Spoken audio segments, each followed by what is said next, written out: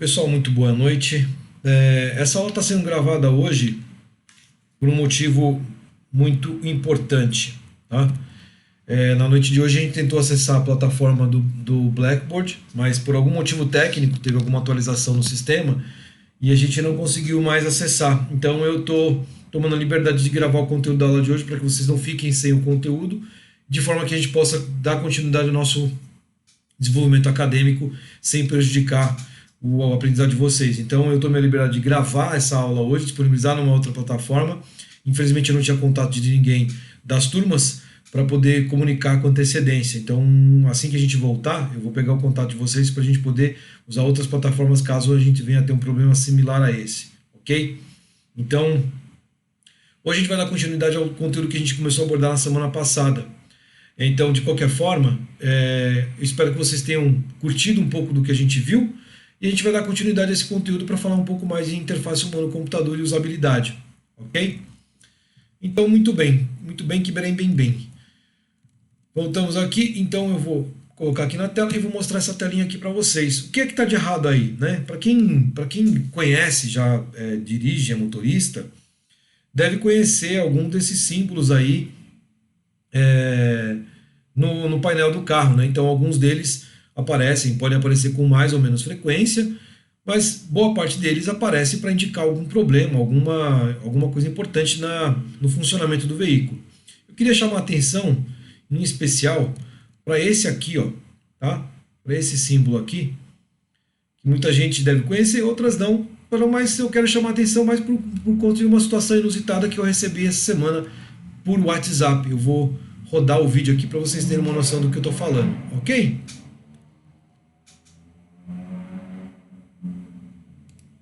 Oi, filho. Acendeu a lâmpada de Aladim aqui no meu carro, no painel do meu carro. O que eu faço?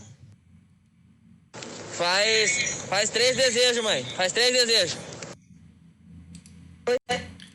Então é só para vocês terem uma noção de, né? Quando a gente é usuário de algum determinado produto, as informações que aparecem ali, elas têm que ser inteligíveis para esse número de usuários que está habituado a usar o produto. Mas tem pessoas que nunca se preocuparam com isso. É o caso da historinha aqui. É um pouquinho do que eu quero ilustrar na aula de hoje. Muito bem? Muito bem. Já que a gente está falando sobre isso, a gente vai falar sobre ergonomia, né? Vamos começar a falar sobre ergonomia. Ergonomia, segundo Ana Maria de Moraes, conceita-se como tecnologia projetual das comunicações entre homens e máquinas, trabalho e ambiente. Então, pegando aqui o homem vitruviano, né? Uma corrente da história da arte tem o homem vitruviano que foi desenvolvido pelo Leonardo da Vinci em 1492. É o centro do universo, é o centro do mundo. Então, tudo converge a ele. E essa imagem, ela ilustra um pouco no sentido de que tudo tem que estar ao alcance desse homem.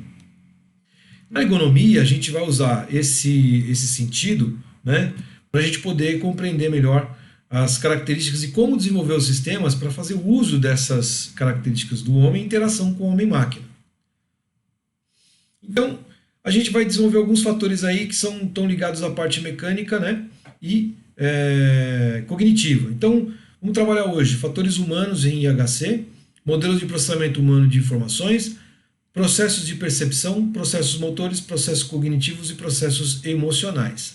Então, para entender melhor, como é que a gente vai entender no quesito de como o homem se relaciona com os equipamentos à sua volta, como é que ele se relaciona com esses dispositivos no seu entorno, né? Que relação ele cria com esses equipamentos e como é que a gente funciona com o modelo de entrada de dados. Então eu trouxe para a gente poder ilustrar hoje esse gráfico aqui, que ilustra um pouquinho como a gente tem a percepção do mundo, né? Então, para ilustrar aqui, a gente tem os modos de receptores, né? Por onde entram as informações, né? Olhos, ouvidos, pele, tato, uma série de possibilidades mediante os nossos 5 sentidos. Então, o processador perceptivo vai receber essa informação, vai levar essa informação para uma das nossas áreas de memória, visual auditiva, a memória de trabalho, que é a memória de trabalho de curto prazo, e a memória de longo prazo é aquela que está mais relacionada ao aprendizado. E como a gente devolve isso, né, para o mundo exterior? né? A gente vai criar esse processo cognitivo de ver uma cor, ver uma imagem, ou um processo motor, responder em função de um estímulo, por exemplo, sonoro. E a gente mexe corporeamente, né? Mexe o corpo, tá? Isso é só um exemplo. A gente não está compartimentado dessa forma, mas a gente consegue pelo menos compreender como o corpo humano, os processos de entrada de informação se relacionam, pelo menos para a gente poder, mediante essa concepção, também aplicá-la na hora de a gente desenvolver interfaces humano-computador, ok? Próximo slide. Então, trazendo para cá, né? A gente está aí relacionado com os 5 sentidos, né? A sensação é resultado do estímulo físico sobre os receptores sensoriais nos órgãos de sentido. Muito que bem. Nos órgãos que sentido, de que forma? De que forma eu quero dizer isso? Então, a sensação é o resultado do estímulo físico sobre os receptores sensoriais nos órgãos dos sentidos. Que órgãos dos sentidos? A gente tem 5, né? A visão, que aí a gente tem o estímulo por ondas eletromagnéticas no espectro visível, e estímulo fotorreceptores na retina. A luz, basicamente, toda a luz que a gente vê. E a luz, quando a gente vê, ela pode estar vindo de várias cores e várias formas. E o fato dela existir, de ela iluminar os objetos, faz com que a gente possa enxergar. A audição, ondas mecânicas no espectro audível, estimulam células ciliadas na cóclea, no ouvido. O tato, impulsos mecânicos, pressão, né, estimulam mecanorreceptores na pele. O olfato, moléculas odorantes ligam-se aos receptores olfativos das fossas nasais, no nariz. O paladar, moléculas sápidas estimulam receptores de sabor nas papilas gustativas, fazendo com que a gente possa ter uma experiência sensorial usando os 5 sentidos, ou usando 3 deles, ou combinando um ou mais sentidos. Então isso faz com que a gente também possa compreender o mundo à nossa volta, criando uma relação com esse mundo e também entendendo como a gente se encaixa nesse mundo. Essa é uma experiência sensorial. Então, vamos fazer um teste para vocês compreenderem melhor isso daqui. Eu vou trazer uma imagem e vocês vão tentar identificar rapidamente se elas fazem sentido ou não, ok? Lá vai.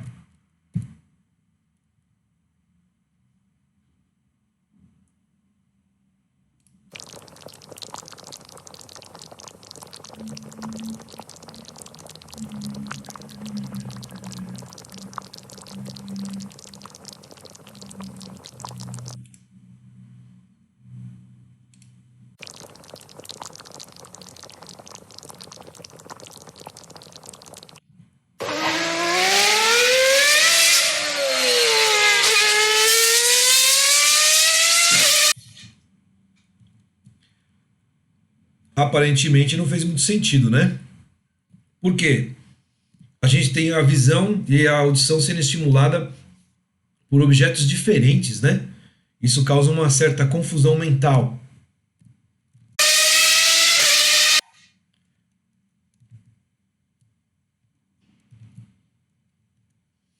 Muito bem. Então, o que eu quis mostrar aqui?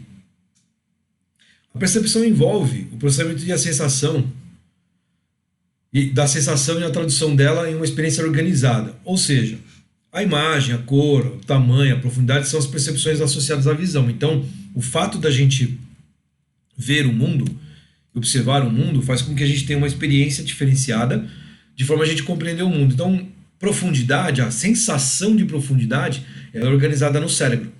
Então, nós olhamos com os 2 olhos, e essa diferença de visão faz com que a gente possa perceber o mundo à nossa volta em 3 dimensões. Se um dos olhos não funciona direito, a gente tem uma visão bidimensional. Então a gente enxerga como se enxergasse a tela da TV. Então essa diferença faz com que a gente possa compreender o mundo. O som, então a localização da fonte de sonora e as percepções associadas a ela faz com que a gente possa perceber se está perto, se está longe, se está chegando, se está se afastando, né? Então, nesse processo, a memória interfere no processo com a experiência e a expectativa. Então, quando você começa a escutar um som da porta, toque, toque, você cria uma expectativa de que alguém vai abrir a porta se abre e não aparece ninguém. Então, essa expectativa acaba sendo anulada. Então, há percepções que exigem a combinação de sensações. Então, Então, o sabor, por exemplo. Sabor é o sentido do paladar associado ao olfato e ao tato da língua com o alimento. Então, muitas vezes a gente vê um prato, né, que nem eu fiz aqui, ó. Olha só que belo prato de feijoada. Isso é uma sacanagem. Muitas vezes a gente vê a imagem do prato e quando a gente sente o cheiro daquele prato, a gente cria uma associação aumentando nossa expectativa de saciar a fome, de matar a vontade de experimentar aquele alimento, né? O equilíbrio é a combinação da propriocepção com a visão. Então, eu vejo e eu uso minha audição para poder me equilibrar. Como eu falei semana passada, quando a gente usa jogos de 3D de imersão. A propriocepção é a combinação de mecanorreceptores nas juntas e da sensação, da aceleração sobre as células, ciliadas no vestíbulo e nos canais semicirculares, ou seja, o ouvido. Então eu consigo me equilibrar porque eu vou criando essa sensação com a visão ao mesmo tempo para criar o equilíbrio. O movimento é percebido pela associação da visão com a propriocepção. O que isso quer dizer? Então imagina que você está num local onde os objetos se mexem com você e o fundo desse local se mexe no sentido contrário. Então você passa a entender que você está em movimento. Então tudo que está dentro do carro está se movimentando com você.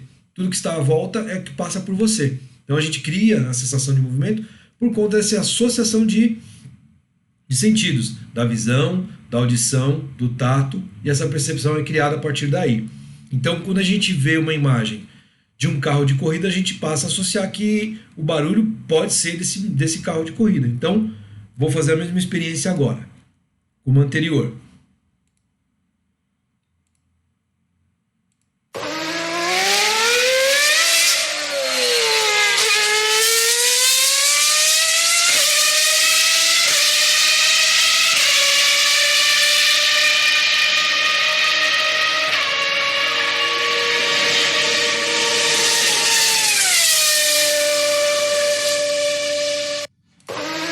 Vejo a foto do carro parado, mas o som é do carro em movimento, ele chegando e se afastando de mim. A mesma coisa agora com o prato de feijoada. Ah, que delícia, feijoada. Já consigo sentir até o aroma da feijoada. Que maravilha. Segunda-feira à noite eu fiz uma feijoadinha, até que ia bem. Bom, enfim, seguindo. Então, o que acontece? A gente tem a percepção ao nosso redor, porque boa parte das informações que chegam ao nosso cérebro vem por meio da visão. Então, o globo ocular ele é constituído de uma série de partes. Então, a gente vai ter a córnea, que basicamente é a lente, a pupila, que é o que controla a quantidade de luz que nós fazemos com que chegue no fundo do olho, né, que é aqui no fundo, e isso vai criando uma imagem para nós. Por que aqui aparece, vou até esconder minha câmera aqui, por que aqui aparece a imagem invertida? Porque é uma reflexão. Isso é ocasionado fisicamente. Então a imagem que aparece, que nós vemos, ela aparece de forma invertida no fundo da córnea. Tá? O que o cérebro faz? Ele vai lá e desinverte essa imagem e coloca na posição original, ou seja, de pé. Por isso que a gente enxerga o mundo como nós vemos agora. O cérebro cria ou adapta essa imagem à nossa realidade. Ele passou a entender que o mundo funciona todo de pé, não de cabeça para baixo. Né? Se tivéssemos um problema no cérebro, nós enxergaríamos tudo de cabeça para baixo. E é assim que a imagem se forma de verdade. Né? Seguindo. Então, por que a gente enxerga a luz? Porque dentro da nossa córnea existem os bastonetes. O que eles fazem? Eles captam essa onda de luz e alguns são estimulados com alguns comprimentos de ondas, tá? Alguns bastonetes são ativados com comprimento de onda mais vermelho, alguns com comprimento de onda mais verde e outros de comprimento de onda mais azul. Ou o que a gente está acostumado a chamar de RGB, né? A mesma coisa que nós encontramos na tela do computador, em tela de celular, em qualquer tela. Red, green, blue. E o que ele faz de fato, né? A gente passa a perceber a cor amarela porque ele vai juntar duas cores e a nossa percepção é que cria essa ilusão de ótica chamada amarelo, tá? Então, na verdade, o que a gente enxerga no mundo são comprimentos de onda. A luz nada mais é do que comprimento de onda eletromagnética, E por isso que a gente enxerga a luz. E por isso que algumas luzes fazem mais efeitos do que outras. Por exemplo, né, aqui trouxe um gráfico que mostra que o comprimento de onda da luz vermelha ele incide com mais facilidade no olho do que o comprimento de onda da luz azul, por exemplo. Habitualmente a gente acaba chamando de ondas frias.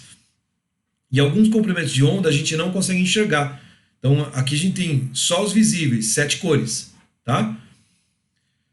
As que a gente não consegue enxergar, onda de rádio, micro-ondas, infravermelho, ultravioleta, raio-x e raios gama. Essas a gente não consegue enxergar. Raios gama, para quem não se lembra, aqui transformou o Bruce Banner em Incrível Hulk. Só para deixar mais contextualizado. E a gente faz a combinação dessas cores criando uma gama cada vez maior de cores, certo? Muito bem. Por que a gente está falando aqui da luz vermelha? Vocês já perceberam que boa parte dos alarmes são vermelhos, tá na cor vermelha? Exatamente porque a gente consegue enxergar com mais facilidade o comprimento de onda da luz vermelha. Chama a atenção, não importa se é dia, se é noite, se tem nevoeiro, se não tem nevoeiro, se está muito quente, se está muito frio, que nem hoje. O comprimento da luz vermelha chama mais atenção. Isso faz com que a gente possa transformar tudo que é mais chame para o alerta, o vermelho, em detrimento a luz azul, ela acalma mais, porque ela é uma luz mais fria, tá? Ela vem sendo usada exatamente por conta disso. Mas isso é só uma informação para ajudar vocês no desenvolvimento, quando vocês forem desenvolver interfaces adequadas à necessidade de cada tipo de usuário ou do número grande de usuários. Tá aí. O farol vermelho é usado na luz vermelha porque é o comprimento de onda de luz que mais chama atenção na hora que a gente está olhando ou com um olhar em no nosso trajeto. Muito bem. Então, compreender processos de percepção visual é a base para explicar os comportamentos mais sofisticados, como a busca visual e a discriminação. Então, vamos pegar aqui, né? A gente tem a busca visual no meio de um painel de avião, eu só trouxe um pedaço, né? No meio de um painel de avião, identificar aquele mostrador que identifica a atitude da aeronave, né? Para quem não sabe, a atitude da aeronave é se ela está virada para a direita, se está virada para a esquerda, se está subindo ou está descendo. Então aqui, né, o piloto, né, o comando em questão, tem que estar habituado a entender o significado de cada um desses elementos. Porém, o que dá o mostrador, que mostra a atitude do avião, é esse aqui, tá? O azul significa o céu, o marrom significa a terra, e aqui bem no meio tem uma linha amarela, indicando a guinada do avião, se ele está inclinado, se ele está apontando para baixo ou para cima, para ele identificar rapidamente quando ele precisa observar alguma coisa. Já a discriminação é separar o sinal de interesse do ruído. Então, num médico que precisa avaliar uma imagem de um exame médico, ele precisa treinar o seu olhar para identificar quais são os problemas que tem numa determinada área. Então, uma busca visual e a discriminação dentro dessa busca visual daquilo que é realmente importante naquele momento, para poder projetar e favorecer o processo. Então, a gente vai criando esses filtros para a gente poder treinar o olhar, né? Os videogames têm um papel fundamental nisso, que eles vêm treinando o olhar dos jogadores, fazendo com que eles aprendam rapidamente a identificar objetos na tela. Como é que a gente faz isso?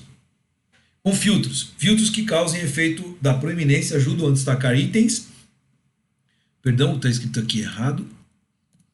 Itens de interesse. Então, a redução da poluição visual.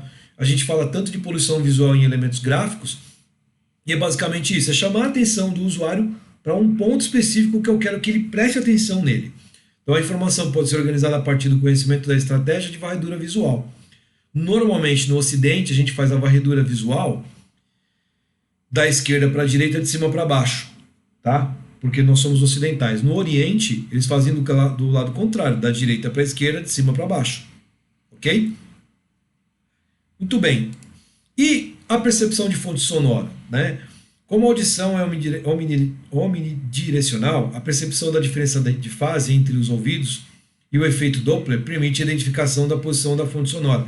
Na prática, isso significa o seguinte, queridos. Vocês devem estar ouvindo aqui ao fundo, deve estar passando uma ambulância. Quando você está na rua, no ponto de ônibus, esperando o seu ônibus chegar, e de repente você ouve o barulho de uma ambulância, ela vem longe, ela vai se aproximando, então você começa a perceber que é um som agudo. Ela vai se aproximando, vai se aproximando, vai se aproximando, vai ficando mais grave o som, vai ficando mais alto. Ela passa por você, te incomoda e ela começa a se afastar de novo. Isso é chamado de efeito Doppler. Então você tem um sinal mais agudo, vai ficando grave, você ouve ele perto e ele vai se afastando. Então, o nosso ouvido tem essa capacidade de identificar de onde vem e qual é a distância, estimar uma distância possível para poder compreender. Tá aí eu ilustrei a imagem com o Daredevil, ou o Demolidor. Demolidor, para quem não sabe, ele é deficiente visual, é cego e usa a audição para construir uma imagem do seu entorno. Então ele não precisa de bastão, não precisa de nada. Ele é um advogado, né, na sua vida privada, no seu alter ego, e faz uso desse aprendizado do efeito Doppler para construir uma imagem mental de um ambiente onde ele está e ele combate o crime. Olha que bacana. Aí eu trouxe um exemplo também, por exemplo, que faz uso desse ambiente, né, sonoro, que é um jogo chamado Alice Isolation, que você basicamente depende da audição para sobreviver no ambiente do jogo, fazendo com que você possa permanecer vivo caso, né, usando a audição de forma correta, tá? E aí, o que são esses alarmes IRCONs? Alarmes e IRCONs, né? Tá aí um exemplo aqui, ó. Né, a Globo, a gente tem alguns elementos áudio, né, de áudio, que explicam isso. Então, quando você está na cozinha fazendo a sua pipoca e ouviu o plim-plim, você já sabe que tá na hora de voltar porque o filme vai continuar, certo? Ou quando você ouve uma música que quase todos vocês devem conhecer. Eu acho que eu não coloquei na apresentação, mas eu toco o play aqui, ó.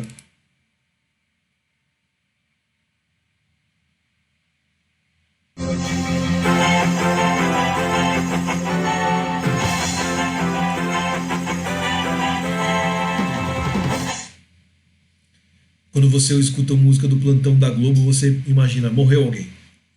Ou morreu alguém, ou aconteceu alguma coisa muito grave, né? Porque a gente já se condicionou a entender que essa música, ela está condicionada a alguma coisa que aconteceu importante. Então a gente para tudo que está fazendo para prestar atenção. Então a gente chama isso de IRCON, são ícones audíveis. Assim como a gente tem os ícones visuais, a gente também tem os ícones audíveis. Os cães, a mesma coisa. Quando você faz, você chama o cachorro, né? E você não precisa fazer a verbalização do nome, é só pronto, ele já tá, ele sabe que é com ele. Ou pronto, também já sabe que é com ele. E a gente tem a mesma coisa, tá numa biblioteca, alguém vai isso é um ícone audível, significa que você está fazendo barulho demais.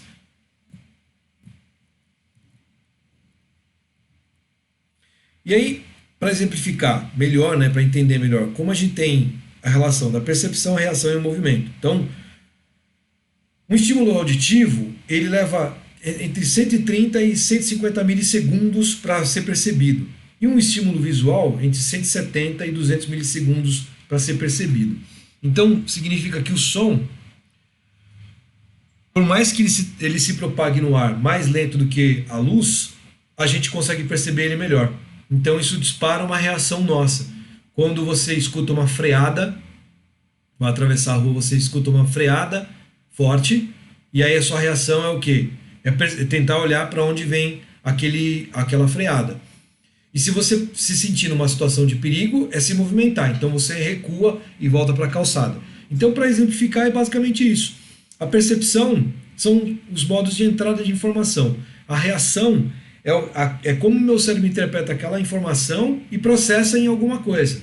E o movimento é o resultado desse processamento. É pular, é sair correndo, é dar risada, seja lá qual for. Então, para vocês entenderem, entre o estímulo, aqui no começo, e o movimento, nós temos 700 milissegundos, ou 7 décimos de segundo. Na prática, a gente perde quase um segundo para perceber o que está acontecendo à nossa volta. Em um segundo, a gente pode sofrer um acidente, por exemplo, né?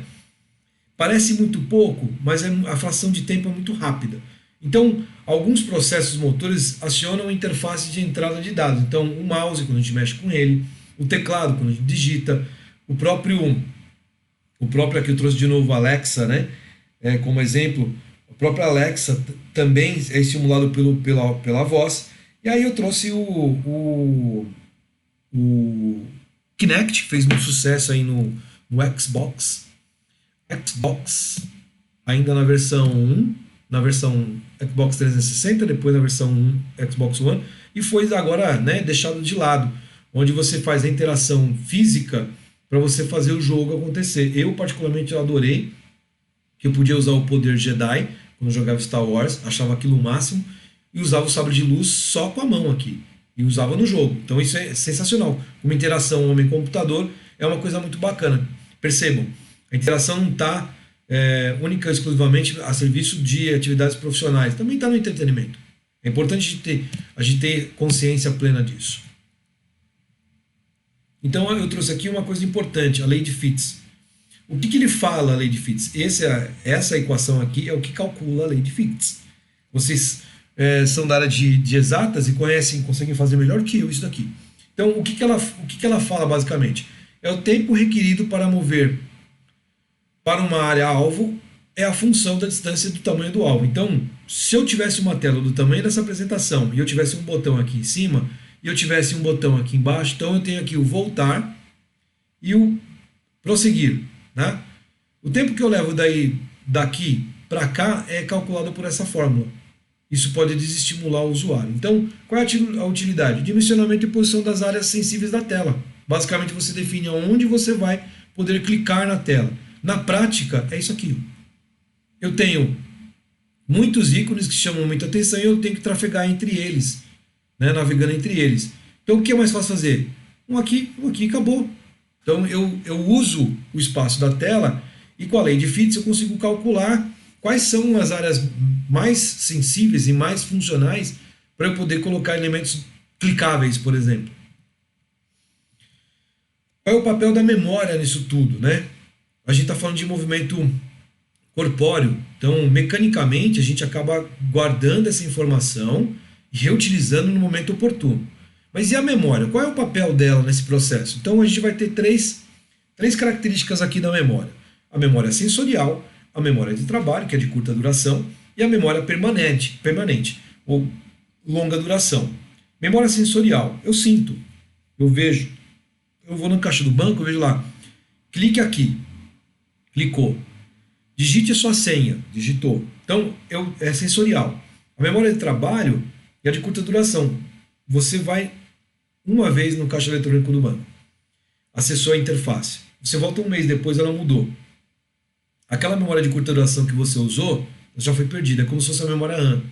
Você vai ter que reaprender a utilizar o mesmo caixa no banco.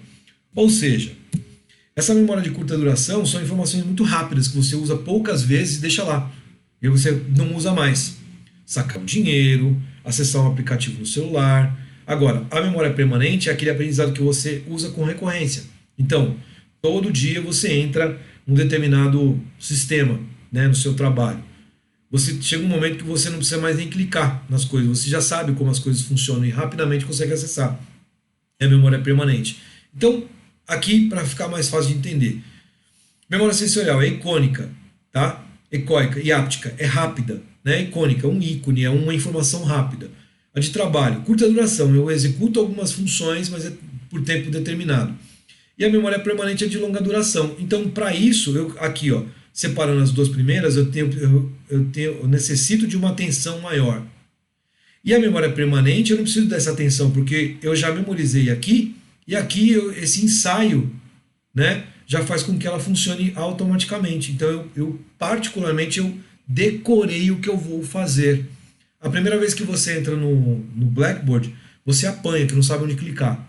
Depois de 2 semanas, já está natural. Você já sabe onde estão as coisas, já sabe entrar na aula, sabe onde está o material que o professor disponibilizou. Ou seja, já se torna uma coisa corriqueira, porque a memória de longa duração já fez influência e você já gravou o que era necessário fazer. Então, por exemplo, a nossa atenção é um recurso muito limitado, né? Muita gente fala, eu consigo fazer 2 coisas ao mesmo tempo, dirigir e falar ao celular. Não consegue. Porque dirigir requer uma atenção muito específica. São muitas coisas acontecendo simultaneamente. E aí como é que a gente faz para poder limitar o uso do celular? Aplica multa. Multa de R$ 293 mais 7 pontos na carteira. Por quê? Eu estou dirigindo e falo no celular, então eu não perco minha atenção. Perde sim, perde sim. Eu, por exemplo, ando de moto e a gente usa o corredor.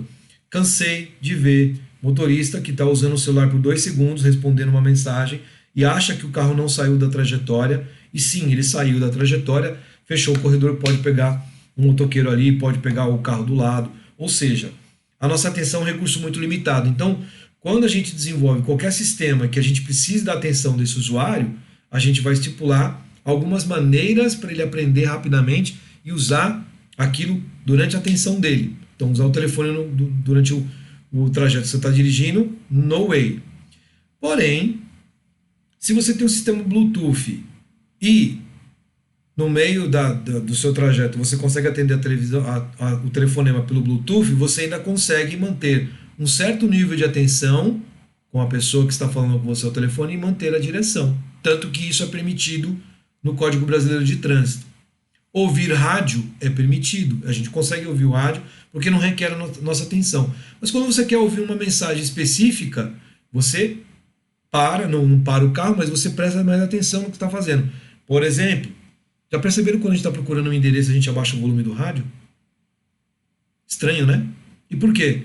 Porque nosso cérebro precisa de focar a atenção naquilo que eu estou procurando e nada mais pode tirar a nossa atenção para eu poder encontrar o que eu procuro. Por isso que a gente acaba baixando o rádio. A memória de trabalho, informação provisória para tomar decisão, acesso e decaimento rápido. Então, em 70 milissegundos, a gente já perde aquela memória.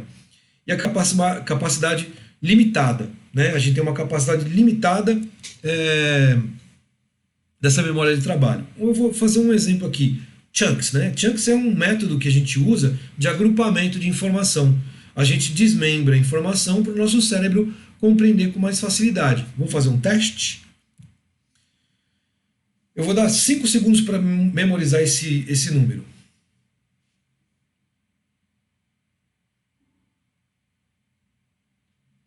Eu creio que vocês não memorizaram um número, né?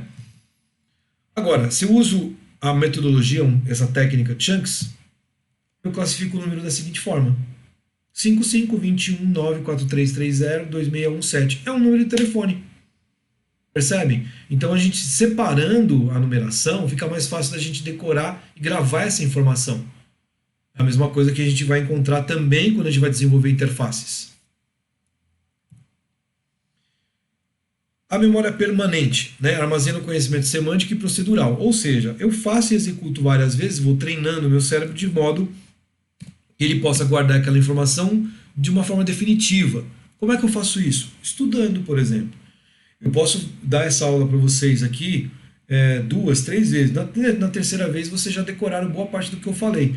Mas isso só vai fazer sentido quando vocês passam a usar esse conhecimento para uma atividade, um treino, né? Quando eu dou um treino para ser feito, uma atividade para ser desenvolvida, aí vocês vão fazer uso dessa memória para colocar isso em prática. Então, o acesso é mais lento, porque eu tenho que me recordar de algumas coisas, eu tenho que elaborar essas equações mentalmente, buscar essa informação e colocar em prática. E o decaimento dela, né, o esquecimento é muito lento. Então, se você não vai usando, você vai esquecendo. Mas se você coloca em prática, você mantém esse conhecimento permanente. Por isso a memória permanente. Vamos fazer um teste? Muito bem. Eu creio que vocês não perceberam que apareceu um bonequinho Smile no canto superior da tela. Tenho certeza disso.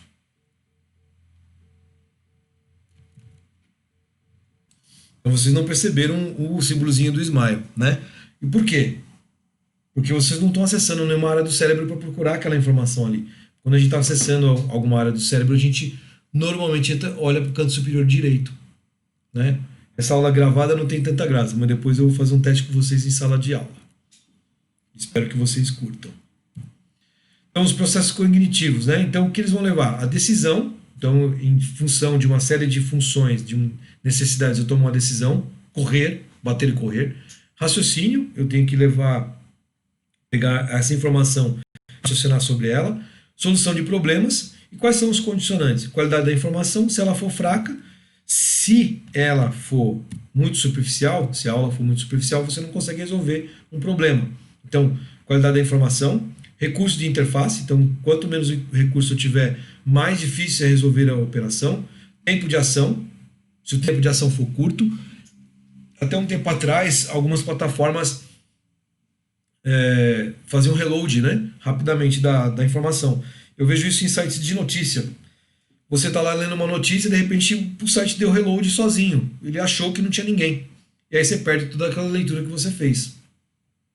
Conhecimento acumulado e o viés, né? Qual é o viés dessa informação? Então, e qual é o impacto disso? Nas emoções, né? Eu vou trazer aqui para vocês essa informação aqui, ó. As emoções são respostas a estímulos do ambiente e são úteis para a proteção do animal, garantindo a sua sobrevivência. Mais uma correçãozinha aqui. Garantir a sua sobrevivência no ambiente. Ou seja, então em função de ouvir um barulho de explosão, eu vou correr. Eu não quero nem saber o que aconteceu, eu vou correr. Não vou ficar esperando ver o que está rolando. Porque isso dispara uma emoção em mim, um medo. Então, e o que isso significa? A emoção modifica a expressão facial. Quando ela modifica a expressão facial, o teu interlocutor consegue perceber. Alguém mostra alguma coisa que dá nojo, então você repele, você faz a cara de nojo, fica com raiva, fica alegre. Então o nosso comportamento acaba entregando muito do que a gente pensa. Por isso que algumas máquinas, né, conseguem interpretar essas expressões faciais, gerando esse entendimento de inteligência artificial. E como a gente está falando de inteligência artificial, a gente não está falando só de humanos. Lembre-se, a gente está criando interface não só para humanos, a gente está criando interface para qualquer tipo de ser vivo. Pensando nisso, o Pets criou um serviço que é condicionado para o seu animalzinho. E como é que funciona? Aqui, acessando a plataforma por esse Pet Commerce, você vai entrar numa área, ele vai abrir uma câmera, vai abrir a sua câmera do seu computador, e você vai colocar o seu bichinho lá para poder avaliar se é cão ou gato. Então vamos supor que seja cachorro. Eu já fiz o teste, funciona. E aí o site vai mostrar alguns brinquedos, algumas coisinhas, e ele vai fazer a leitura do movimento do olho do animalzinho, do cachorro. Então ele pode olhar, se ele olhar, e a expressão facial do cachorro demonstra se ele gostou ou não. Se ele gostou, ele vai para o carrinho de compras. Então ele consegue fazer uma leitura dessa expressão facial, com essa inteligência artificial, criando um novo tipo de interação. Isso só é ruim porque o cachorro vai gostar de tudo, né? Então, valência, grau de resposta a um estímulo. Então, a valência é positiva, a atratividade ao estímulo. Então, se eu gostei de alguma coisa, é positiva. Se eu sentir nojo de alguma coisa, é negativa. Opa, tem que mudar aqui. A gente monta a aula e esquece de arrumar. Mas tudo se faz ao vivo. Aversão ao estímulo. Ou seja, a gente tem uma aceitação e uma rejeição. A gente aceita para manter a nossa emoção e a gente rejeita para manter a gente vivo, né? E, pensando nisso, o Plotkin, né, ele desenvolveu esse funil, basicamente, acho que é mais fácil de entender como funil, que explica um pouco das emoções humanas. Ele colocou tudo isso nessa rosa, que basicamente vai se transformar num funil posteriormente, para entender o seguinte, ó, ele colocou aqui, ó, ira, né, colocou até nas cores mais quentes, vigilância, antecipação, interesse, extasia, alegria, né, e na oposição, então, se eu tenho alegria, eu posso ter tristeza e angústia. Se eu tenho confiança, eu posso ter nojo. Se eu tenho medo, eu posso ter irritação. Então, estão vendo que são antagônicos esse processo, mas eles confluem no mesmo lugar, tá? Então, a dimensão vertical é a excitação. Então, tudo isso, de alguma forma, converge para a excitação. Então, eu posso gostar e não gostar de alguma coisa, mas tem um resultado prático em cima. Então, as emoções são relevantes para a interface humano-computador. Por quê? porque ela pode promover, se você promover emoções, ajuda a reter a informação necessária para a interação. Então, se quanto mais eu uso um dispositivo, um aplicativo, alguma coisa, e eu gero uma emoção positiva, mais tempo essa pessoa vai ficar usando o meu aplicativo, a minha função. Um jogo de videogame necessita o tempo todo dessa alegria, dessa constante necessidade de avançar. Em contrapartida, perceber emoções ajuda a adaptar o comportamento do sistema. Então, se eu consigo perceber uma emoção, uma expressão, eu consigo fazer com que o sistema se adapte a essa realidade. Alguns jogos tentaram fazer leitura de expressão facial exatamente para poder garantir uma maior interação do meu usuário com esse jogo, nesse ambiente, de forma que ele pudesse passar mais tempo jogando, ou criando novas situações, de forma que ele pudesse compreender melhor e aceitar melhor, e entender que ali por trás tinha uma inteligência artificial, que é basicamente uma retomada agora, nos anos 2000, 2020, uma área de interesse cada vez maior. Então a gente criar uma interação humano-computador de forma que passe a ser muito humanizada, menos computador. Beleza? Eu trouxe esse conteúdo hoje de forma um pouco mais sucinta, porque a gente teve problema na plataforma. Na semana que vem eu tiro dúvidas disso aqui, do material com vocês, e apresento um novo conteúdo para vocês. Beleza? Espero que vocês gostem, espero que vocês estudem. Eu vou disponibilizar o material para vocês. Esse material da apresentação está disponível também aí no ambiente do Blackboard, para que vocês possam acessar e estudar um pouquinho mais na sua hora vaga. Beleza? Valeu e até a próxima aula!